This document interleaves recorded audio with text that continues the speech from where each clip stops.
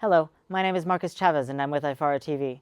Today we will be cablecasting segments of the press conferences that were held during the 22nd CROI, which is the annual conference on retroviruses and opportunistic infections, which took place in Seattle, Washington this year.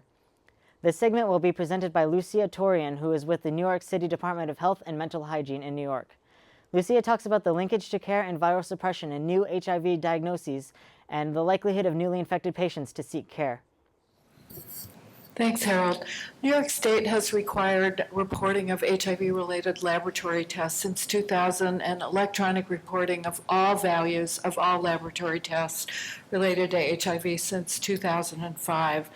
Very early on during this period, we realized that viral load and CD4 could be used, which are always drawn at visits or frequently drawn at visits to HIV care providers, could be used as proxies for care, and that allowed us to publish the first, we believe, population-based analysis of initiation of care. That's what we called it then. Now it's called linkage to care, continuity of care, now called retention in care, and more recently of viral suppression.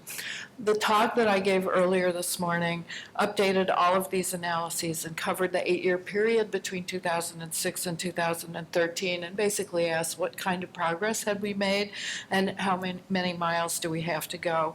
Linkage to care rose to 76% during this period, and viral suppression within 12 months rose to almost 70%.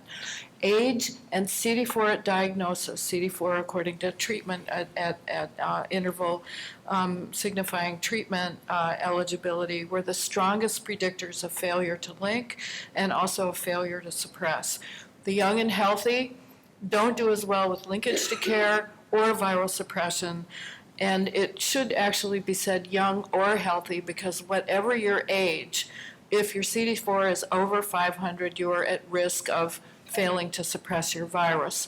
I think this is going to go away as treatment over 500, according to the new guidelines, becomes more and more of a practice.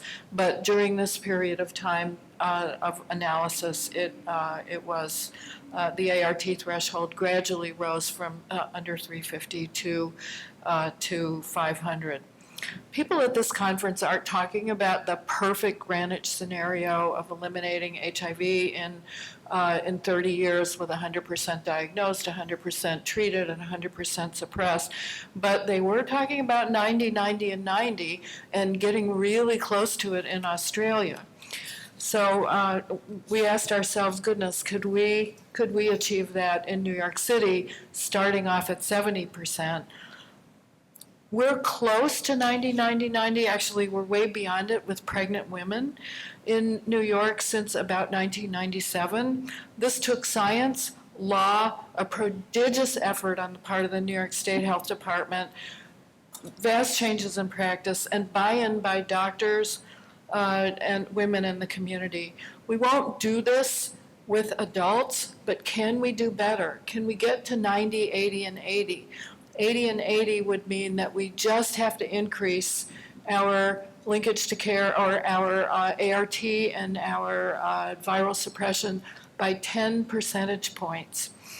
And we are already at about 86% diagnosed, so a small increment in that might make a big difference. We're quite close to that on diagnosed now, but we'd like to raise the bar on care and viral suppression. Today's focus was on positives, but we can't forget that the whole public health package includes getting PrEP and other effective prevention strategies to the people that need them the most, so that we provide both for the positives and the negatives that are at risk of seroconversion.